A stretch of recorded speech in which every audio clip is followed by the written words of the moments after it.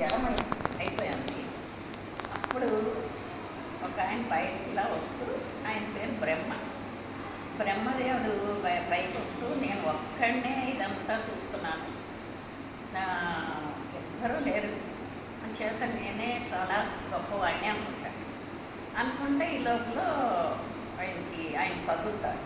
కదిలేసరికి అంతర్ముఖంగా చూస్తుంటే కింద విష్ణుమూర్తి ఆయన పైకి వచ్చేసరికల్లా ఇదంతా పాలసముద్రం అయిపోతుంది.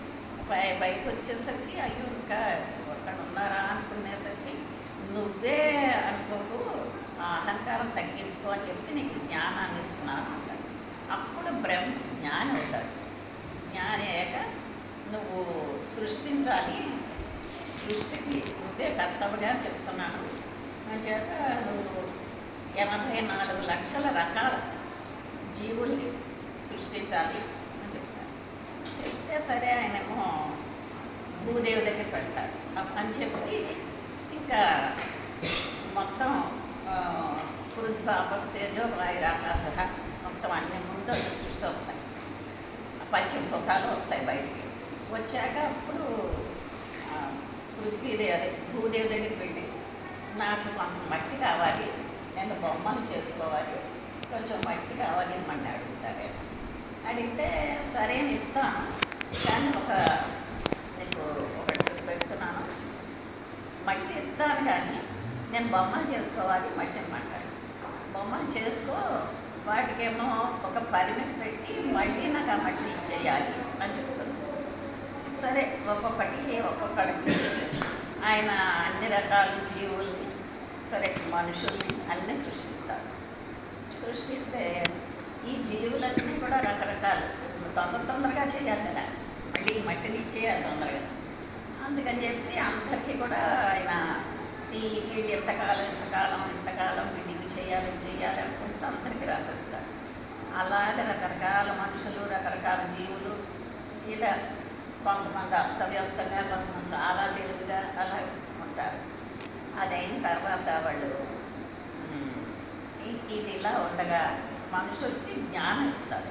బ్రహ్మజ్ఞానం కదా, మనిషికి జ్ఞానం ఇస్తాడు. జీవులకేమో వాటి భాషలో వాళ్ళని గుర్తించేలాగా చేస్తారు.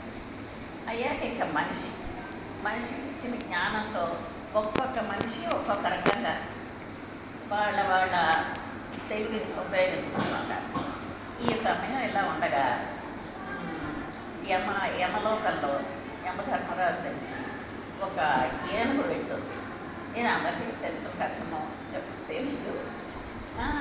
ఒక ఏనుగు యమలోకానికి వెళ్తే ఇదేమిటి ఇలా వచ్చావు అంటే, మరి మనిషి అంకుశంతో నన్ను ఇబ్బంది పెట్టేస్తుంటే రాజీ చేస్తాను, నువ్వేం చేయలేదు కదా, నీకు ఇంకా నా సమయం అవ్వలేదు, వచ్చేసావంటే.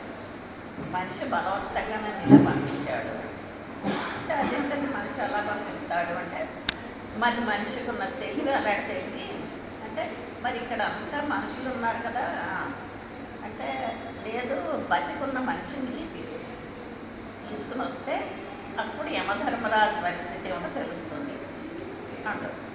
అంటే సరే అని చెప్పి, బతికున్న మనుషులు ఏమిటి, ఇక్కడ ఇంతమంది ఉన్నారు, వీళ్ళంతా చనిపోయి వచ్చారు, బతికున్న మనిషిని తీసుకురమ్మని చెప్తే సరే యమభటులు వెళ్తారు భూలోకానికి. వెళ్తే అక్కడేమో వాళ్ళు వెళ్ళగానే వాళ్ళకి ఒక మనిషి దొరుకుతారు, ఒక వరండాలో పడుకున్నాను. ఆయన కరణం గారు ఎప్పుడు కూడా ఆలోచనలు రాయడాలు ఈ పద్ధతిలోనే ఉంటాడు. వాళ్ళకి ఇవేం తెలియవు. ఆ కరణం మంచం పట్టుకుని వాళ్ళు యమదూరంలో పైకి తీసుకెళ్తుంటే, ఇదేంటి పడుతున్నారండి, ఇలా వెళ్ళిపోతున్నాను అని చెప్పి, ఏంటిది ఎందుకు అంటే, నేను యమధర్మరాజు తీసుకురమ్మన్నాడు, అంతే తీసుకెళ్ళి. సరే మరి ఇంకా వెళ్ళాలి అంటే వెళ్ళిపోవడమేనా అనుకుంటాడు. అని ఆయనకి ఎప్పుడు కూడా జేబులో కాగితాలు, ఒక పెన్సిలో పెన్ ఏదో ఉంటుంది, ఆయన వెళ్ళే లోపల రాసుకుంటూ ఉంటాడు. అలాగనమాట, ఏదో రాసుకుంటూ ఉంటే సరే ఆయన దగ్గర తీసుకెళ్తారు. యమధర్మరాజు ఏం చేస్తాడు, యమధర్మరాజు దాకా వెళ్లకుండా ఈ భటులతోటి ఒక కాగితం పంపిస్తాడు. పంపించి దేవా ఇది చూడండి అంటాడు.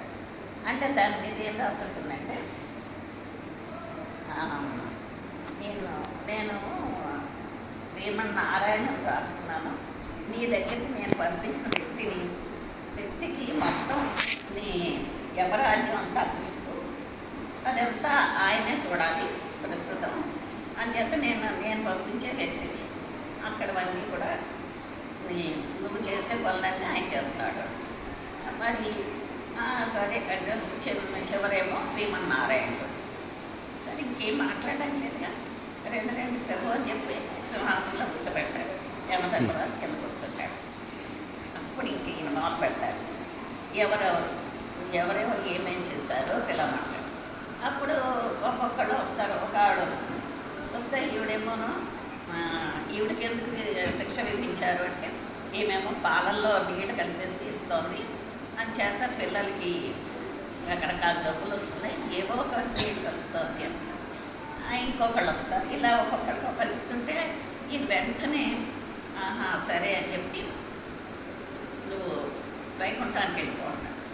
ఇలా ఒక్కొక్కడు చెప్తూ ఉంటారు, ఒక్కొక్కడిని వైకుంఠానికి వెళ్ళిపో అంటాడు.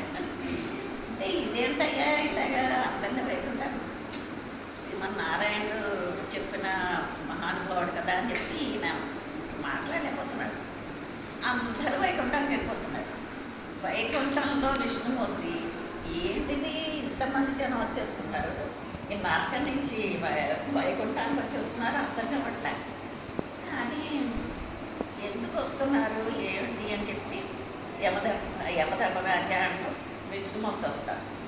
యమలోకాన్ని వచ్చి ఇదేంటి ఎంతమంది వచ్చేస్తున్నారు అంటే ఇదేం దేవపని నీరే కదా, నువ్వేం చేస్తున్నట్టు అసలు నువ్వేంటి అక్కడ కూర్చున్నావు, ఏం చేస్తున్నావు అంటే మరి మీరు పంపించిన మహానుభావుడే అంతా కూడా రాజ్యాన్ని వెళ్తున్నాడు ఆయన అని చేస్తే మరి వాళ్ళందరూ వచ్చేస్తున్నారు అంటే అప్పుడు నారాయణుడు అడుగుతాడు, ఏంటి నువ్వేంటయ్యా ఇలా చేస్తున్నావు అంటే మరి మనిషి మంచి పనే చేయాలి కదండి అని చేస్తున్నా, నేను మంచి పని చేస్తున్నాను, నేనేం చెడ్డ పని చేయట్లేదు, మంచి పని చేయమన్నాకని పంపిస్తున్నాను అన్నాడు. అంటే మరి నువ్వే కదా చెప్పావు మంచి పని చేయాలని, నాకు అన్నీ మంచి అనిపించింది, ఒక్కొక్కసారి ఏమో నేనే చెడ్డ చేస్తానంటావు, నేనే మంచి చేస్తానంటావు అన్నీ నువ్వే చెప్తావు, గీతలో కూడా నువ్వే అలాగే చెప్తావు, మరి ఏం చేయాలి నేను అక్కడికి అందరినీ పంపిస్తున్నాను. పంపించాడు. పంపిస్తే అప్పుడు ఆయన అంటాడు మాట, ఇంకా ఆపనైనా నువ్వు వచ్చేసాయి అక్కడికి, ఇంతతో ఇది ఆపేసి వచ్చేసాయి అంటే నేను అలా రాను, నన్ను ఇక్కడికి తీసుకొచ్చినది ఏనుగు, ఆ ఏనుగు వస్తే నేను వస్తాను, మొత్తం నరకం అంతా విష్ణులోకానికి వెళ్ళిపోతుంది, వైకుంఠానికి వెళ్ళిపోతుంది. అప్పుడు యమధర్మరాజుని ఈ నారాయణ అంటాడు, అంత తెలివి తక్కువగా ఉన్నావా, మనిషి ఎంత తెలివైన వాడో చూసుకో, మనిషి తెలివి ముందు నీకు ఎందుకు పనికి రావట్లేదు, మనిషి దగ్గర తెలివి నేర్చుకో అని చెప్తాడు. చెప్తే సరే ఇది ఇలా పెట్టారన్నమాట. ఆ యుక్తి మనిషికున్న యుక్తి, ఆ సమయ స్ఫూర్తి ఇవన్నీ కూడా నేర్చుకుని అప్పుడు నువ్వు పరిపాలించు అని చెప్తాడు. సరే ఇంతటితో కథ ముగిసిపోయింది.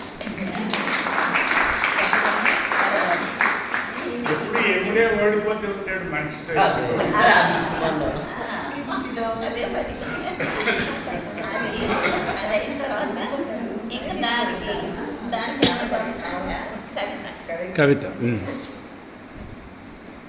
సృష్టికి పూర్వం జలమయం, అంత విశ్వాంతరాళాన విస్ఫోటనం. సృష్టికి పూర్వం జలమయం, అంత విశ్వాంతరాళాన విస్ఫోటనం. అంతలో ఉద్భవించే, ఇప్పటికిప్పుడే ఆలోచించుకుంటున్నాను ఒక్క క్షణం. అసువుగా చెప్తున్నారు. అసుగా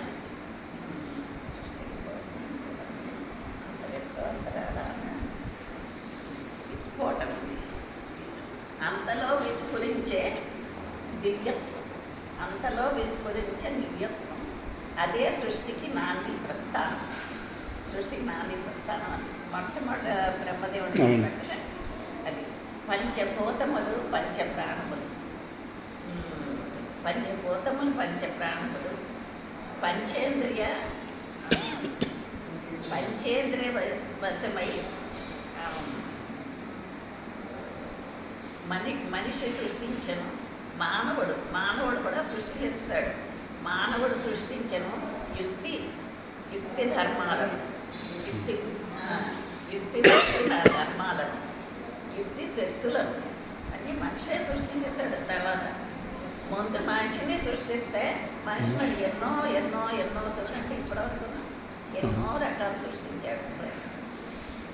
చాలా బాగుందండి.